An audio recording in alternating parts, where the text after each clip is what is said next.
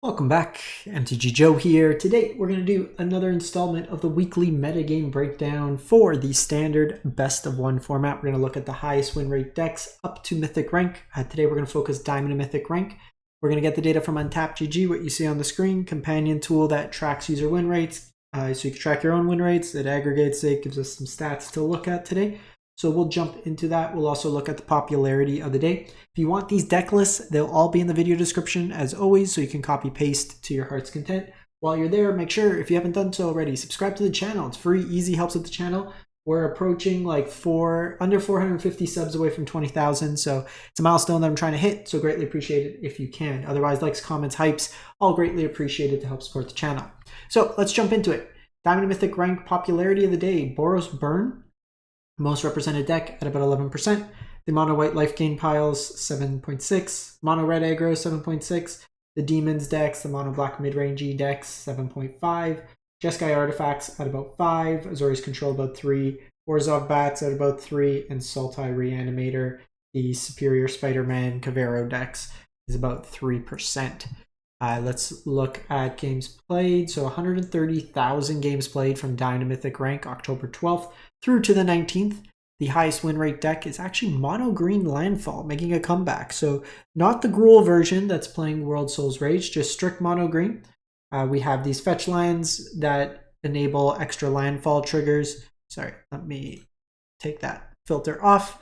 I'm missing some of these cards, so I don't want it to come in that way. The core of the deck is making Landfall triggers to take advantage of creatures that scale in power.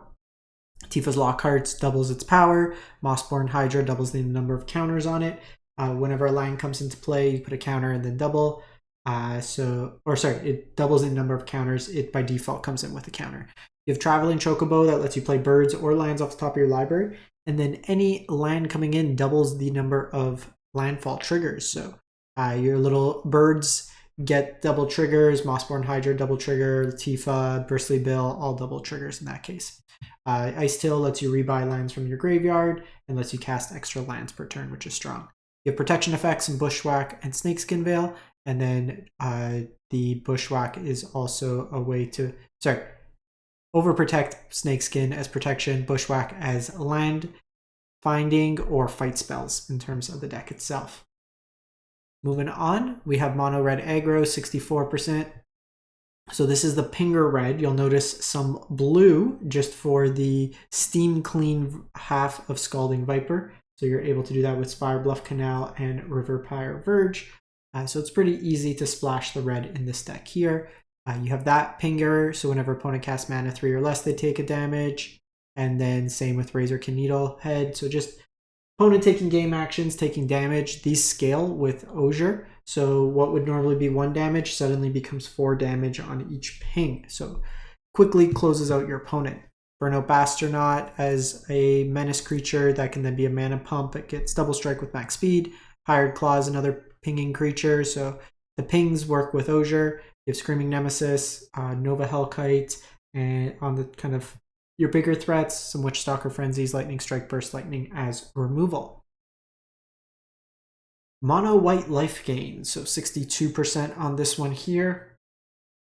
Sorry. So this one here, like I said, starting towns are something you probably want to play a couple of. Starting town has some nice synergy with the Essence Chandler to give it evasion. This deck here, when you gain life, if you have Leyline in your opener, you get it in play for free, and then gives you an Anthem to your team. Exemplar of Light draws you cards. Linden, I like the Warp Legend in here, playing some numbers. This one's opting for a Johnny. Halia, I think is the name. But just a bunch of ways to gain life, whether ETB, Lifelink, and then a Johnny Pridemate, Essence Chandler, as ways to kind of scale. This is kind of the Lifegain is cheat new player experience deck, but it is a little bit susceptible to control decks. You lack a lot of interaction, so it's pretty linear in that sense. So there are ways to kind of build it. I did a version with like Enduring Innocence, just ways to kind of grind out the game a little bit more. Taking advantage of still the Lifegain synergies, but you have ways to at least, win past your initial hand. I don't like Leyline. I think it's a bit win more. You could play better creatures in that sense.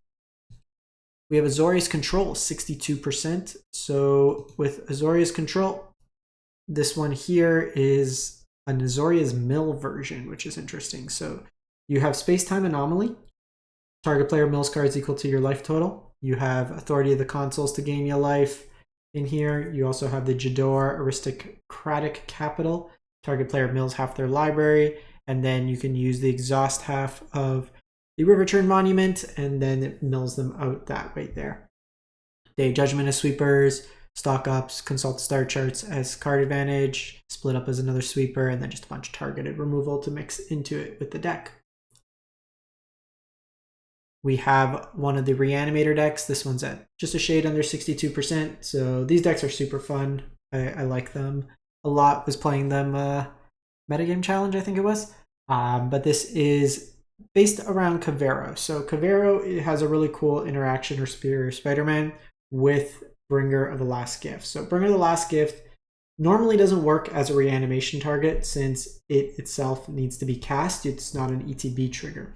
But Kavero, when you cast it, it enters as a copy of that creature, so it gets that cast trigger. So what you do with the deck is you self-mill, and then you cast Kavero targeting Bringer of the Last Gift, and you just reanimate a whole bunch of creatures. From your graveyard, you get Terror of the Peaks, all the creatures enter, and then you just stack the triggers of damage being dealt to your opponent. You have things like Steamcore Scholar to draw discard, Kiora, Awaken the Honored Dead as removal, and mill. Dredger's Insight, this one's playing Strategic Betrayal as removal, Town Greeters, mill, Bitter Triumph as removal and discard, Whale of Forgotten as mill as well. So you're Sultai, but with red that you're not actually casting, you're getting it out of your graveyard. Orzhov Sephiroth, or Orzhov Raise Past. So this deck here is a grindy aristocrat style deck, combo deck. So what you're trying to do with the deck is naturally play creatures that make multiple bodies. So things like Blood Infested Stage, Nesting Pot, or things that give you value when they die. Voice of Victory makes you multiple tokens. All these small creatures let you scry with, or surveil, sorry, with Snarling Gorehound, put cards into your graveyard. So you're just early game kind of grinding it out, sacking stuff for value. You got Drain with like Vengeful Blood Witch. Servanden gets bigger. Bartholomew's another sack outlet with Umbral. Sephiroth can sack stuff, draw you cards, gain your life, gain and drain. And eventually, once you have like a stocked graveyard, you raise the pass, bring those things all back, sacrifice them again, and then drain out your opponent that way there. We have Boros Burn, 61%. So similar elements to the mono red, but more spell-based. So with this one here, you have Boros Charm as burn, you have Lightning Helix as burn, Sheltered by Ghosts as removal and lifelink. You are playing more prowessy, so Emberheart Challenger and Slickshot Show-Off are in this version. Nemesis on your top end. Notably, you can target your own Nemesis to redirect the damage to your opponent, so that way you shut off Lifegain. You can also give it Indestructible with Boros Charm as an example. Grease Wrench Goblin, just 1 mana, 2 power creature that you can pump cards into, that then gives you some counters, also lets you filter late game and kind of get rid of extra lands. Shock, Burst Lightning, just a whole bunch of targeted burn. Try to kill them as quick as possible. So we have 4-color roots, 61%.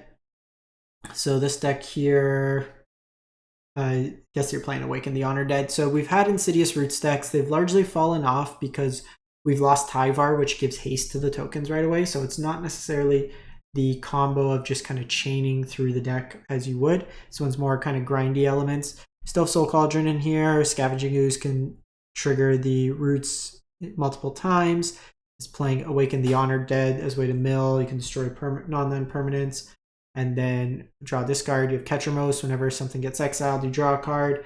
A cool one here is a Stelly Reclaimer. So you can warp it and then it returns non-creature, non-land permanent. So if you mill over your Insidious Roots, you can get it back into play, which is kind of sweet.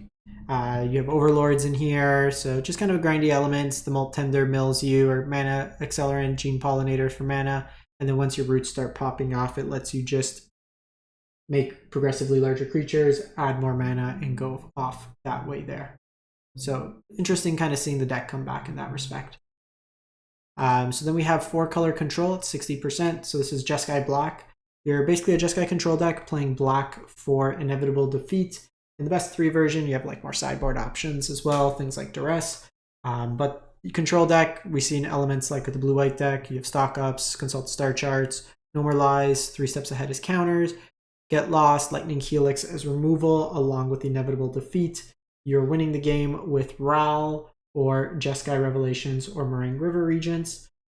Kind of value engine there. Ultima rides in, just more removal in the deck. But lots of ways to kill your opponent and then eventually stick a threat and just kind of win that way there. Just in time for Halloween, we got Skeletons, mono black Skeletons at 59%. So this deck here, you have Corpse of the Lost, one of the skeleton enablers. Makes your skeletons get power boost of 1 and haste. When it enters, you create a token, and then at the beginning of your end step, if you descended, a permanent was put into your graveyard, you could pay a life. If you do, you return Corpse to your hand. So it lets you rebuy, cast it over and over again. So you're an aggressive mono black deck. Cecil's just a good aggressive creature. Forsaken Miner's a skeleton that could come back. Tiny Bones is a skeleton that puts pressure on your opponent. Case makes skeletons, then can tutor. Feed the Swarm, Shoot the Sheriff is removal. Strategic Betrayal. Sunset Saboteur, just a strong black aggressive threat. Timeline Color is another card that comes back from your graveyard. Then you have Faller's Faithful, an interesting one here. So it's kind of like a Village Rite style effect. You can either use it to be removal or target your own creatures and draw 2 cards off that. So it's another way to kind of enable the descent in it. Conduit Pylons can surveil, and then just Soulstone Sanctuary counts as an honorary skeleton. Izzet Prowess, so this is the VV-less VV deck, so 58%. It's more like Izzet Profts, so you get the elements of the Profts deck, Fear of Missing Out, Marauding Mako. You have Steam Core Scholar, so just lots of draw discard style effects. Your Quantum Riddlers on the top end. And then you have Frostcliff Siege, giving the Teamer mode. So creatures you control get +1/0 and have Trample and Haste. So make big creatures, smack into your opponent, put a bunch of counters thanks to Proft, and kind of go there. So less relying on the graveyard. Not as, I would say, explosive mana-wise as the VV deck, but some folks have been having success with this in best of 3 on MTGO as well. Kind of the precursor of what could potentially happen post a November 10th VV ban, which most people are anticipating at this point here. So that came up twice. And then the last one, we have Simic Omni. So this deck here, it's the latest iteration of Simic Kona. So Kona works great with Evendo or Uthros, the planet land, since you can tap it right away. You tap the Konas, you put into play Omniscience, and then you basically dig through your deck. And what you're trying to do is basically establish a loop of Extinguisher, Battleship, which can blow up an opponent's land, and looping Meringue River Regents, picking up the other copy of Meringue, which takes off the 4 damage that was on it from the Battleship. And the Battleship, you basically blow up all your opponent's lands. They have no board after it. You can blow up all their permanents, basically. And that way there, then you just have some dragons and like Konas that you beat down your opponent with. You dig into the combo with things like Rolling Dragonstorm, Unauthorized Exits, Tempo Bounce, and Surveil. Stock up Consult for more card advantage. And then Lost in the Maze is an interesting one here. So it enters, you tap creatures, put stun counters on them if you don't control them. But notably, tap creatures you control have hexproof. So it's a way to protect Kona once it gets tapped, which is kind of sweet. That's it for the week. Let me know if you've been playing, what you've been liking, and we'll catch you next time. Thanks for watching.